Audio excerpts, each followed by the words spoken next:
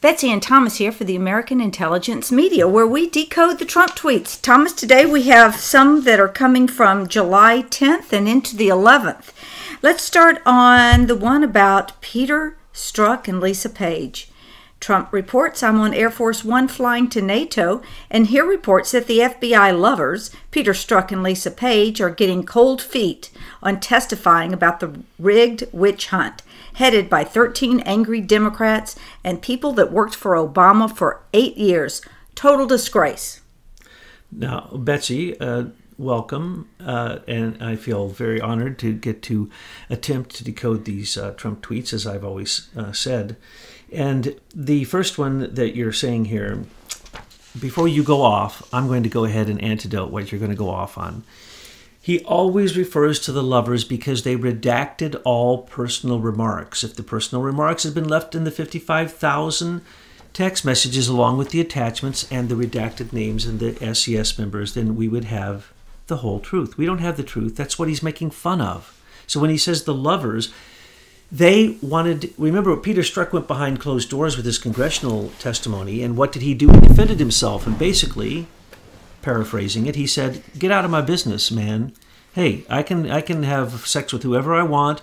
So what that I'm married? Oh yes, my security clearance had been taken away from me even when I was working on these cases against Trump because I had failed my own lie detector test, which anyone who's ever got a top secret security clearance understands what that means.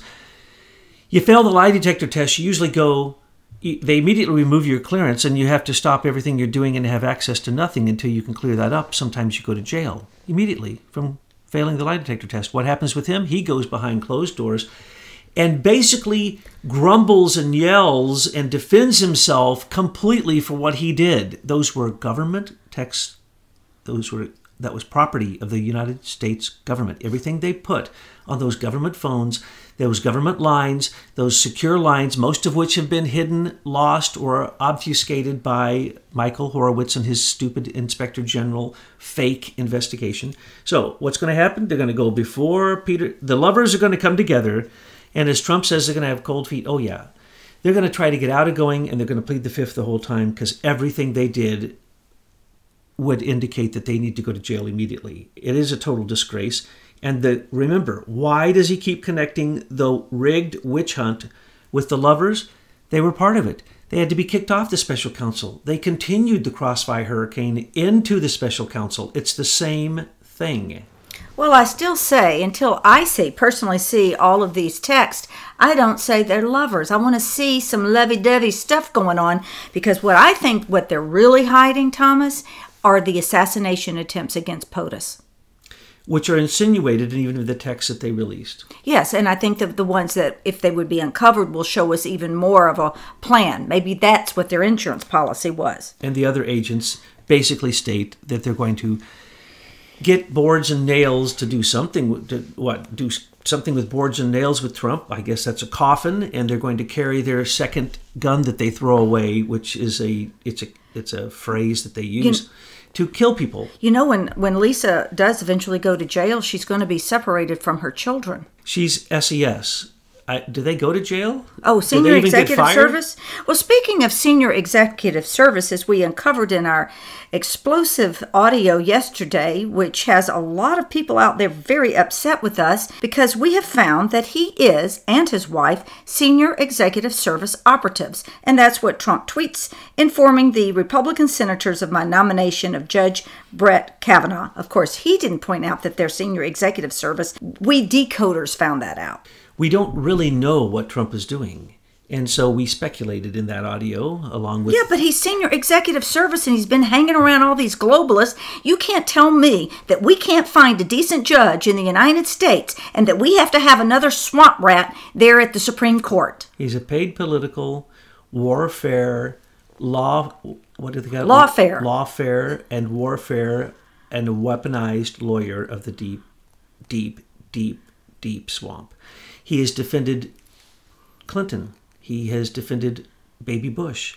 He is complicit with 911 because he was right there. He knew all about it. He was on the inside. His wife was a direct secretary to the President Bush in 2004, or we don't know exactly when all of that started, but it's very, very, very deep. So what is Kavanaugh? We don't know. But I believe that Trump is going to use Kavanaugh like he's been able to use other horrible deep state people for his purposes. I don't know his purposes. We speculated on it. We could speculate some more, but let's just say we're going to have to wait and see, because part of something's wrong with all of this. Part of it was he's deep state. He is shadow government. He's SES. He's the swamp. Okay. And for those that are interested in learning more what we say, I do have that video clip in the link that's in the description box under the YouTube video. Okay, so enough said about him. Next tweet. Many countries in NATO, which we are expected to defend, are not only short of their current commitment of 2%, which is low, but are also delinquent for many years in payment that have not been made. Will they reimburse the U.S.? As we said before, every time he goes abroad to any country, he already sends the pre-message, the pre-deal. And if they don't get on board, they're not getting the real deal. Okay, so he did that to the G7. They tried to fight him with tweets. They lost. They've completely lost. And their attempts to put tariffs on us just mean we could put more tariffs on them. It's stupid. We have all the chips. We can't lose. So what he's saying here is he's going over there and he's already tweeting his first negotiation points. He tweeted out what they better come to the first table with in the first meeting, which we're going to talk about here in a minute, which is absolutely hysterical. But what he's repeating, don't give me no nonsense about 2%. You're going to pay 4% or NATO is not going to exist anymore. Why is it so low? Why is the United States having to constantly shell out money for these bad executive deals? And it's because we've had bad executives. We've had bad presidents, really, really evil presidents who were doing things that had nothing to do with supporting we the people.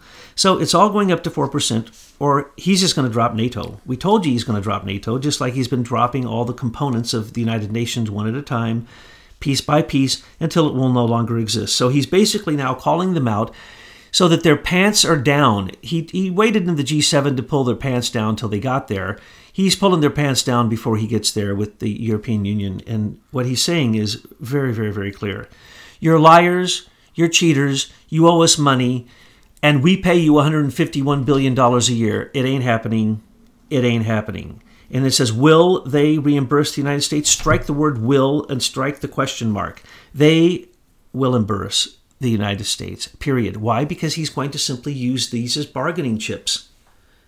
These people are stupid, but they are getting smarter. And when we get to one of these tweets about what happened at that first breakfast meeting, we'll see that they have awakened. And they are woke. And they sent different people to that breakfast meeting than came to the G7. Why? Because the tweets have already taken down Angela Merkel. The tariffs in Germany, the most important things, are on luxury cars. And so he's already broken her back on that. But that's not what he's breaking her back about now. Now he's going to really break her back. Well, and we're going to go to that in a minute. But the point is these tweets are his pre-deals. And if you don't get on board with the tweets, and if you want to have a negative attitude, and if you want to try to stand against what he's saying, because there is no arguing with this, you're going to lose even bigger. NATO will simply be dissolved. The next tweet, a recent Emerson College e-poll said that most Americans, especially Hispanics, feel they are better off under President Trump than they were under President Obama. Well, weren't we all? Now, what is hidden in between the lines there is the following. Especially Hispanics. What does that mean?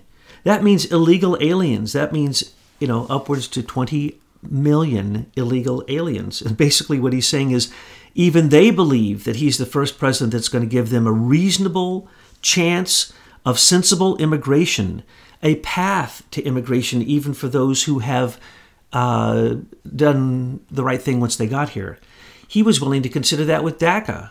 So what he's saying here is I am, and the Republican Party is, really the group that Hispanics should support. And that is in counterbalance to the war that was declared by the new president of Mexico, Oduro, who in his statements, he has declared war upon America. He's declared that the border doesn't exist and that Mexicans have a civil right to come into America and illegally rip us off with taxes, with paying money, and take that money and move it out of America into Mexico. He said that was a civil right, and that would be one of the major things he's going to work on, and complete amnesty for all cartel members. So the tens of thousands of people murdered by the cartel members at our border now have amnesty from a rogue, insane, headed towards Venezuelan-type socialist Marxist fascism on our border. And you don't want to give him a wall? In a minute, I'm going to tell you that he just got given $266 billion that is not in anybody's budget, and he should be able to take 10% of that to build that wall he wants, $26 billion, because that's the only sensible thing, folks. War has been declared against America, and it is Mexico who has declared it. The next tweet is, the European Union makes it impossible for our farmers and workers and companies to do business in Europe. U.S. has a $151 billion trade deficit, and then they want us to happily defend them through NATO and nicely pay for it. It just doesn't work. Oops, just doesn't work refers to NATO. There may be a period between them, but there isn't in the concept. What I'm telling you, he is very clear here, but he's nice. He's not mean like me. He's basically saying, you're screwing us. Do you think I don't notice? And do you think I'm going to let it continue? And do you think I'm going to let you put it out in one of your lovely plans where you come against America as a pack of wolves and then you say, oh, we're going to pay by 2030. Oh, we're going to pay by 2025. Oh, don't you worry. We're going to pay in increments. This year, we're not paying anything. Remember, the Climate Accord, no one except America was going to pay in the first year. $400 billion or $500 billion, I think it was. And over time, it was a $5 trillion gut of America.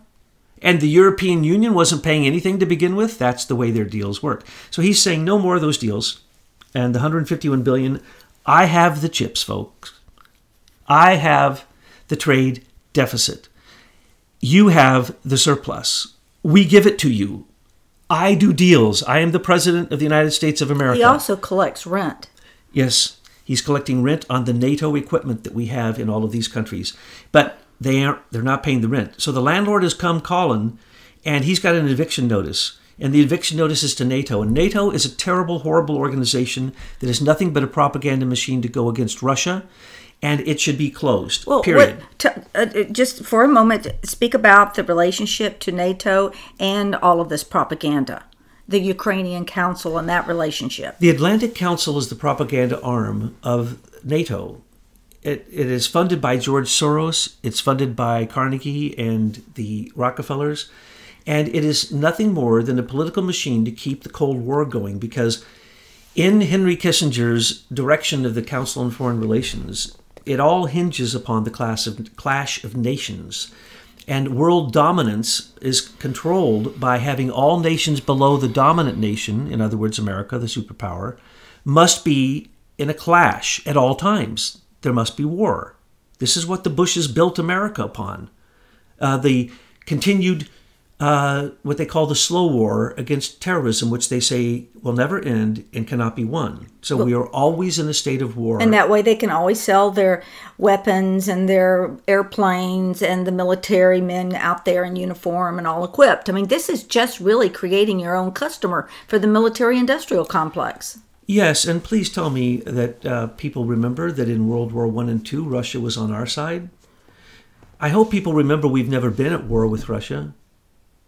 That the whole Cold War was complete nonsense. Yes, Russia's incursion into Europe, well, they were taking everything they could. Look at what they lost in World War II. So, yes, and then when we attacked the USSR through economic terrorism and destroyed it, and then we attacked the satellite countries, and then we attacked Russia itself, and now we continue to attack Russia through the Obama sanctions on the Nord Stream 1 and 2, which we're going to talk about in a minute, which all this is about, by the way. There doesn't need to be NATO, and there doesn't need to be bombs on the border with Russia. What would we do, or what did we do when bombs are being shipped to Cuba? Mexico is now saying, get ready, folks. I warned you of this. Maduro has said that he is going to allow discussions with Russia and China to put nuclear weapons on our southern border. Okay? That's where this is going. Does Russia want that? No. They have to play that their mafia oligarchs, okay? He's an alpha male.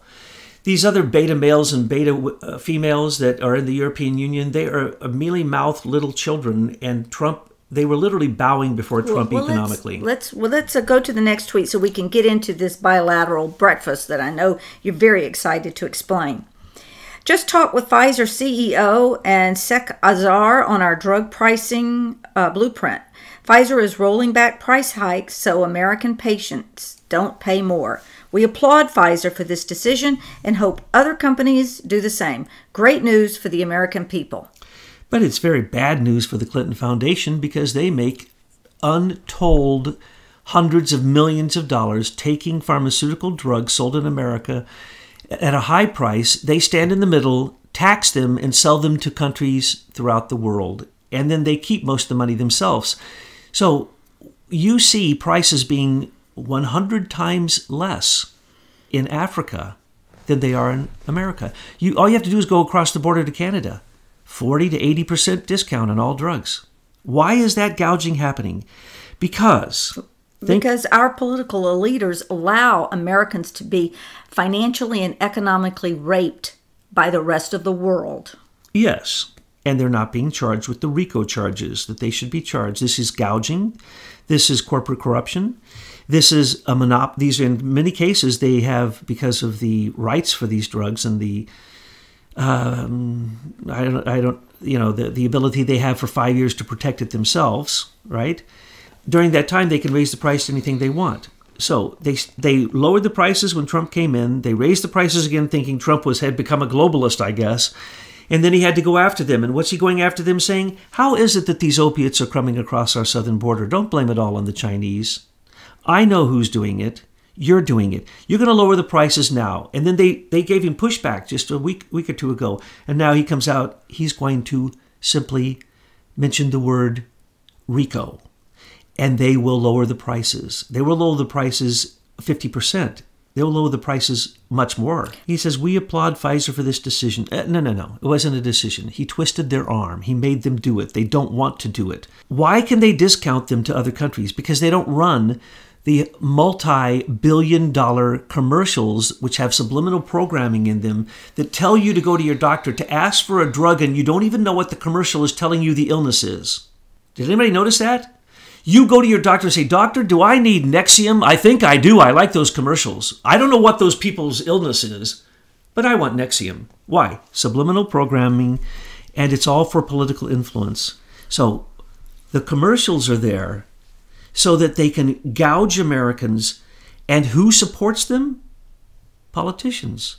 And what is the second largest amount of money they spend? Not on research and development for drugs. Commercials are the first. The second is lobbying. That money is paid directly to politicians. And that's the reason Trump is saying, I don't care the way you used to run your rat lines through Congress. I'm twisting your arm to make this decision. You will lower prices for Americans, or else I will bring RICO charges against you. He mentioned monopolies before with the Silicon Valley idiots, and their companies shook. Their stock went down. All he has to do is say he's going to go after Pfizer, and their stock went down the first time, when they had the pushback. So this one here, they had to make this decision because otherwise they were going to lose too much money. The next two tweets are about the bilateral breakfast with NATO Secretary General in Brussels, and there is a video of it that it's included. If you want to see that video before you listen to Thomas decode it, it's in the description box at the link. So, Thomas, how was that breakfast for you? Well, as we said the last time we decoded Trump tweets, which is an honor, because it's rather bold of us to think we can read between the lines, but since almost everything we have ever read between the lines did come to pass, I think we're pretty good at it.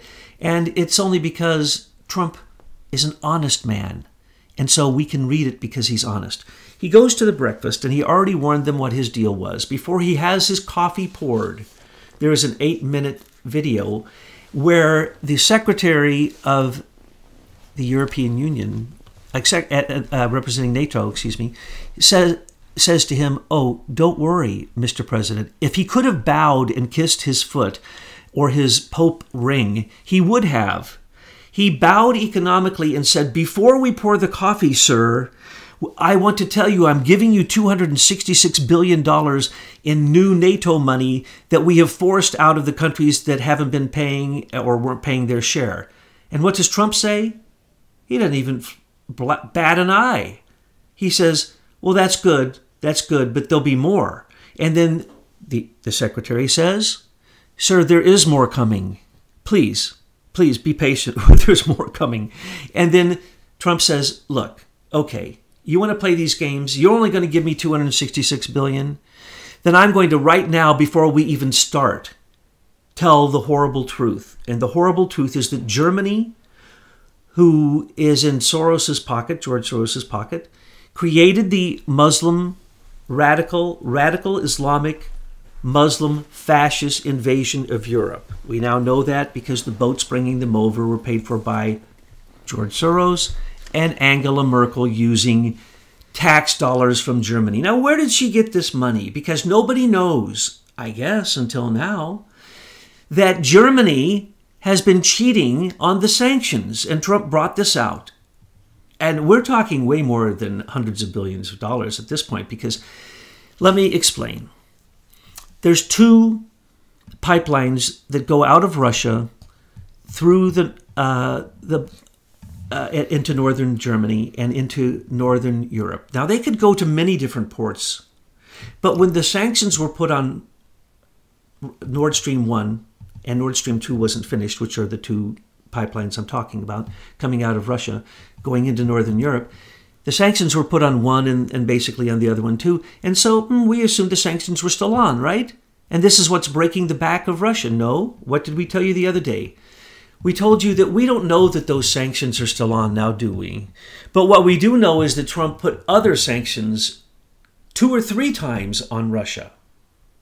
But we didn't know whether or not he removed any of the sanctions of Obama. We told you he'd figure out a clever way to get out of these stupid sanctions that were placed on the Russians for election meddling, which there was none from the Russians, because they want our business. They really don't want to piss us off. So Nord Stream 1 was carrying half, let's just say a huge amount of the oil to Europe. And then the second pipeline was coming across Ukraine. It was coming out of Kazakhstan and joining with pipeline in Uzbekistan, Turkmenistan, going through Ukraine, coming into Europe. That was closed off because of Obama sanctions. He also closed off Nord Stream 1. This just about, I can't even tell you how bad this was for the Russian people. It was, they're trying to hide how bad it is. Let me just put it that way. So what has happened? Well, Ukraine hasn't let up on not letting the oil through because they're now digging and pumping up oil as fast as they can for themselves and putting it in that same pipeline. But they're only getting up enough oil for themselves because Hunter Biden's just not good on their gas board. And what is happening is these sanctions have collapsed because Germany, behind the back of all the Europeans, obviously, has allowed these sanctions to be broken and come into northern Germany. So now Trump says, why would I defend Germany when you're getting oil from Russia? Now, what he didn't say was, you are illegally breaking the sanctions that we have against Russia because why? You're our partners. You're our NATO partners. You're our trade partners. Wait. And he said, don't mix up, and he corrected the guy, the secretary. He said, don't mix up trade and energy. Energy creates wars, people. Trade determines what color your clothes are you're wearing from Walmart. And how much we're getting screwed. Like he keeps going back to the farmers because Europe won't take our food. Why won't they take our food? Because they're taking it from our enemies. They're taking their oil from Russia. Why would we? But you just said that Russia's not our enemy. So what enemies are you talking about? That's that the point. Food from. And what did the secretary? You can't have it both ways. They're playing us. Oh, they're playing us. And Trump is over breakfast calling them out. Totally. We're not stupid people. He won't even go enter the meeting. They're going. I think this is the end of Angela Merkel, unless Soros's power is more supreme than I even imagine. But the deal is Nord Stream 1 and 2, if they were both opened, would cause everything to be fine, and Ukraine would basically economically collapse. They were living off of the tax they were putting on the pipelines coming from Russia through Ukraine into Europe. They were living off of that. And as I told you before, Britain, through France, was stealing oil and going against the sanctions in Iran by taking in a hidden pipeline they had coming out of the north of Iran. And so there were all kinds of pipeline deals going on, and Trump is just calling it, no. I don't call energy trade. You must be foolish. Energy is energy. Energy drives war. And if you don't have energy, you can't have war. And NATO is based upon war. And if you don't have NATO and the Atlantic Council, which George Soros now is using the Atlantic Council's fact-checking devices and news scrubbing programs to completely stop free speech in Europe and Britain, and that was passed through the European Union with Article 13 just a few weeks ago. So that's why we didn't know about this. That's why no one in Europe knew that Angela Merkel at the same time was making a fortune bringing the oil into Germany, upping the price, and selling it. This is astounding. This is what Trump does. And when we told you that we had a very strong feeling that he was changing the sanctions on Russia, or they had been changed, they had been, and he then was putting other sanctions on, those were the evil Russians that Obama was working with. Oleg Deripaska. That's why there is now a tariff on aluminum. He's the aluminum oligarch in Russia. That's why Leonid Blavatnik, who is a fake Brit, who is actually still sits on the largest gas board in and oil in Russia, he is making out as a bandit. He, I'm sure, has sanctions on him now because they were cheating and coming through Germany. So those are the sanctions we knew he put on, because he put on all these sanctions on Russians and he didn't say who. So he already took his actions. That's the reason that that secretary at that breakfast was bowing down to him deeper than the British bow down to Queen Lizzie. That was an economic bow to the true supreme power, economic power of America that controls 87% of all currencies in the world. Well, I know you're going to continue describing this to us, but let's wrap up with the last two tweets that are related, and I'll read them together. I am in Brussels, but always thinking about our farmers. Soybeans fell 50% from 2012 to my election. Farmers have done poorly for 15 years. Other countries' trade barriers and tariffs have been destroying their businesses. I will open things up better than ever before, but it can't go too quickly. I am fighting for a level playing field for our farmers and will win. If you put up a trade barrier, I'm going to smash you with tariffs. Yeah. And I'm going to end NATO. Yeah. Go ahead. Make your next move. Uh-huh. The parent has finally arrived and is disrupting this party. Yes. The disruptor, they call them, these new forces in technology that come in that change everything. Well, he is the great wrecking ball for these globalist systems. And this is, the European Union is one of the worst of the globalist systems. It is the precursor to what would have been the New World Order ran out of NATO, ran out of the United Nations. And the Cold War and warism would have continued because of the Atlantic Council and the propaganda.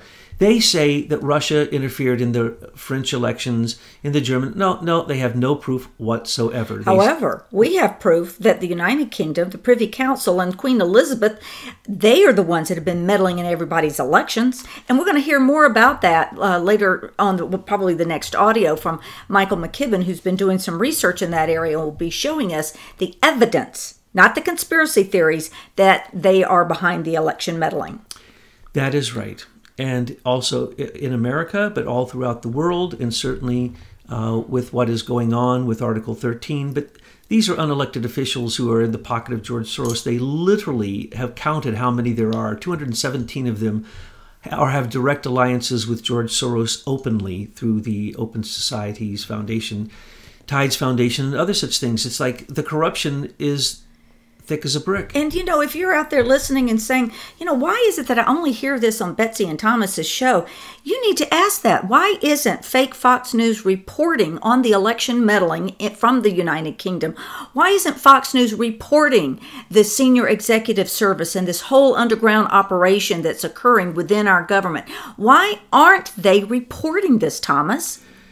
Mainstream media is nothing more than an extension of the warlord bankers and brokers who have to keep the propaganda up. They are not investigative journalists, and now they are controlled by something that the researchers from Americans for Innovation have brought forward, that literally there is a thing called AVID, or the ISIS management program, that basically creates all news.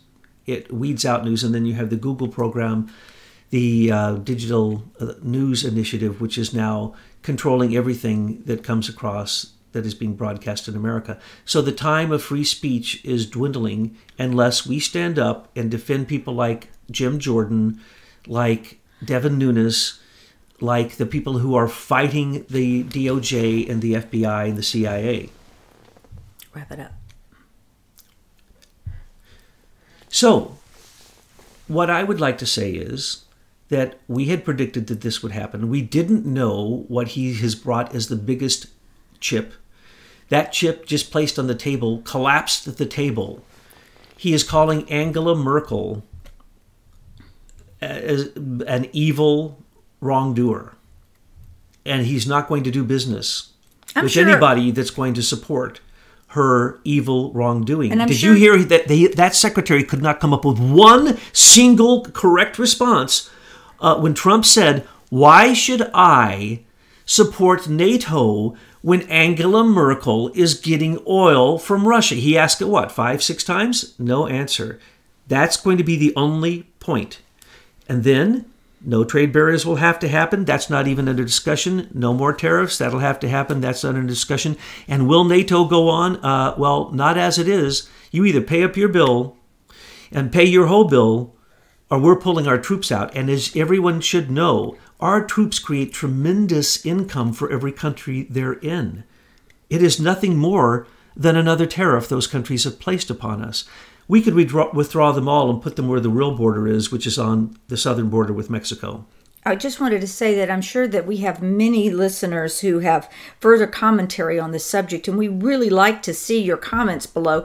It helps when other people drop in, and not only do they hear us talking about it, but that they read what you are writing about this situation. It makes it a more well-rounded platform for people to learn. NATO is based upon these stupid political ideas of Henry Kissinger that nations must stand off each other with nuclear deterrence. If you have nuclear weapons, folks, you do not need soldiers on the ground. Unless you want to go to conventional war, which is just stupid, and there'd never be a reason for that I can think of, certainly not since World War II. And if we were truly interested in getting rid of this nuclear war, we would go to thorium so that you can't build bombs off of the energy that you can when you use uranium. Precisely. Just instituting thorium would collapse the back of what Trump made perfectly clear. Energy is not trade. Energy is war. What he's saying is, you want to connect trade? We have to connect trade to NATO because NATO's war. And I'm basically done with all of you NATO nations.